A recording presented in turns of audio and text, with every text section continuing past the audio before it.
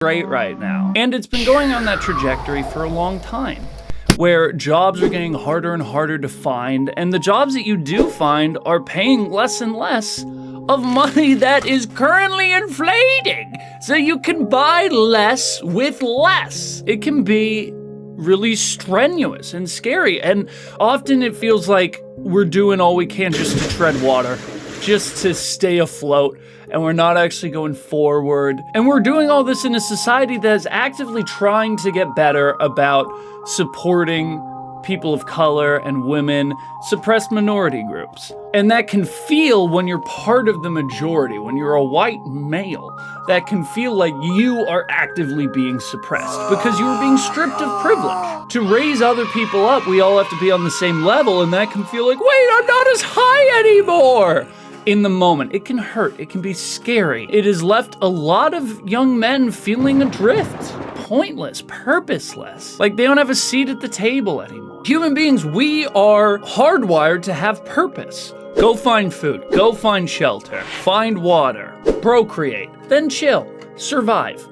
We are programmed to have purpose, and it's so much harder to find that purpose. As the depression and anxiety sink in, you're looking for any purpose you can find, and alt-right communities are there to hook you. They're like, hey, make America great again. It was never great, but listen, we can pretend.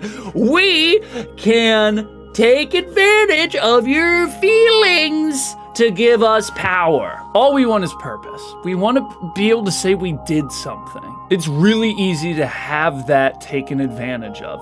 And you're not to blame. You're not a sucker. You're not a fool. You're not an idiot. If that ever happens to you, you're a human being. Human being, you're a human being. I'm a human being.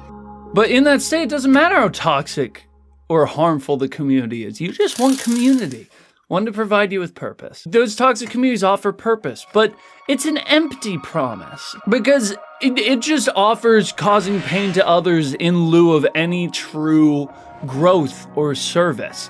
It's meant to make you feel tall by knocking others down instead of just elevating everybody. But there's another path forward that doesn't involve finding your fulfillment through toxic ideologies, and that involves finding your passion, pursuing that which makes you come alive, and in doing so, you'll be adding to the world. You'll be putting in your own little unique fingerprint and mark on this earth, which is what humans have done for all of time. The pot makers who would make the containers people would use to carry water, that was an art that was also useful. The mosaic painters who would draw on the cave walls so people after a hard day's work could stare up at this beautiful artwork and relax and find it in themselves to keep going. Your passion matters, so you need to find what it is, because it can be hard to find. And saying it is so simple. Just find your passion. Actually doing it, incredibly difficult. So many people go through life not knowing what their passion is. So I'm throwing out just a couple ways that you can start looking for your passion. The simplest one is to reflect on your life. What did you enjoy as a kid? What made you come alive in your youth? Maybe explore that again. Go back and be like, okay, as a kid, I want to be an astronaut. That's not happening. Your boy doesn't have 20/20 vision. But maybe I could work on engines. I could work with fuel. In any industry, like a musician, an astronaut, an artist, in any of those industries, there are thousands of roles involved surrounding them and getting them the things they need. Artists, the people who make paints, the people who make pencils, the people who sell the art, the people who make paper. There's so many avenues. Find that little niche that works for you that can help everybody move forward. The next thing you can do, start trying new things, obviously. Join new communities. Go to coffee shops, go to libraries, join free book groups. Talk to people. They have passions. They can share with you what they do. You can try new things with people. It's easier in a group to try new things. I would suggest go to thrift stores. Look for things that people gave away. Like people give away tattoo guns. People give away so many things. They're like, maybe this is my passion, and they give up. Maybe you won't.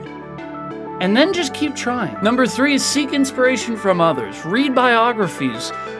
Pick up a wilderness magazine or a arts magazine and see what people are talking about. See what makes them tick. And then see how you can twist it for yourself to make it connect to you.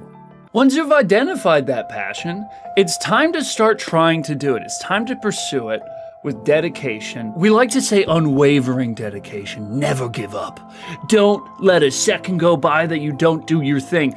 I don't think that's reasonable in this society. I don't think it's reasonable to expect you to be working on tattoos every second if you want to be a tattoo artist, because you have to have a job. You're tired after your job. You have to rest. You have to take care of yourself. I've written a book recently. It's currently being edited. I've tried writing before, and it was always like, okay, I need me a certain word count every day. 500 words, 1,000 words, 2,000 words. Otherwise, I'm not a real writer. This time, I said I need to write every day, and I don't care how much. I would write 1 word a day. That is how much I wrote for the entire month of January. When I first started writing my book, January 2022. The next month, I was writing about 500 words a day. Like, I progressed, and it kept going up and up. Just let yourself do it. Don't worry about doing it good. Just worry about doing it. And just keep moving forward a little bit. Not even a step, a little foot wiggle. Go forward a foot wiggle at a time. You'll get personal fulfillment and hopefully help the world in the process. Use your talents, skills, and passions to uplift everyone you can. I know it can be scary to step out of your comfort zone and try things you've never tried before, and to try them on a scale of this is my dream. When you're actually trying, that means you can fail, but that's the only time you can succeed. Just remember, heroes aren't made by doing the easy thing. There's no stories of Hercules, the guy who said Cerberus is scary and walked away. Just keep trying. And if something is terrifying, you can skirt around it. You can find tactics to work through it so you're not like getting destroyed by it, but still moving forward. It takes courage, resilience, and determination to create your own path instead of following the path that toxic communities lay out for you, because they're trying to reel you in. But I know you can do it. If anyone can, it's you. So let's rise above the temptation of easy to access, toxic, and hateful communities. And let's make communities of positivity and pureness, kindness. Together, we can create a world where everyone can thrive, where our contributions, where our passions can make a positive difference. Let's be the heroes of our own stories and build a future we can all be proud of. So comment below 1 new thing you're trying out to see if that's your passion, or comment what your passion is and how you're pursuing it. For me, I am going to do a thing with my book. You'll see what it is soon enough. Have a good day. Goodbye. Have fun at Passion School. Make good choices.